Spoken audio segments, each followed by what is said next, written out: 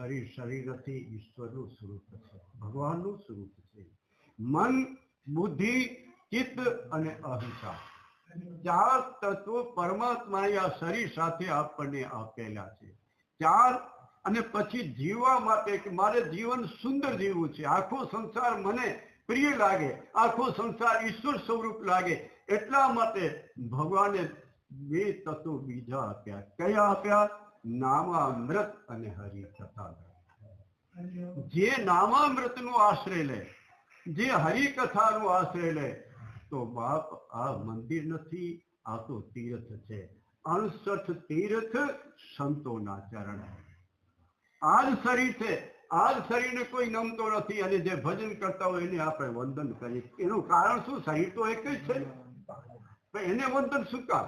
કારણ કે શરીર તીર્થ બની ગયું, તીર્થ બની ગયું. તો શરીરને ક્યારે હલકો ન માનવાનું, શરીર ઉપર ક્યારે ક્રોધ ન કરવાનું, અને અવસ્થા તો હોય એ તો થવાનું હોય, તે થયા જ કરે છે. કારણ એ તો સમય વીત્યા કરે છે. ક્યારેક ગુડા ન હાલે, ક્યારેક આંખોના આ ખોપરી છે ને એ બધી નકલી છે. મારી ખોપરી, આંખો નકલી, કાન નકલી અને દાંત નકલી, છતાં મોજ છે.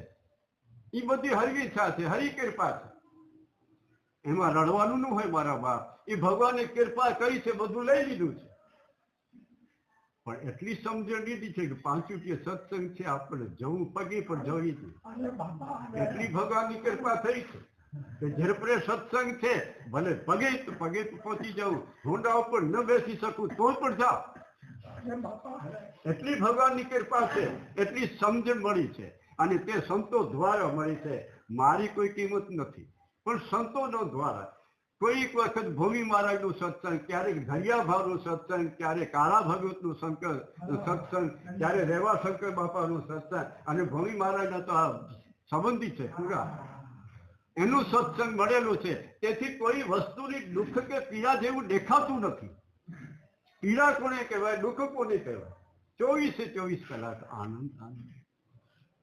પૈસો તો બાપ કમાવજો, ખૂબ કમાવજો, સાથે સાથે સત્કર્મ કરતા રહેજો.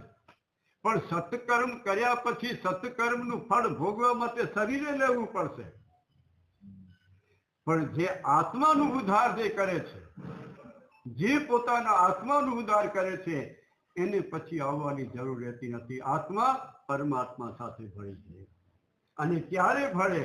જ્યારે મન સતત હરિનામનું સ્મરણ કર્યા કરે. મન જો પરમાત્માનું જાપ કર્યા કરે તો તમારી બુદ્ધિ એ પવિત્ર થઈ જાય, તમારો ચિત્ત પવિત્ર થઈ જાય.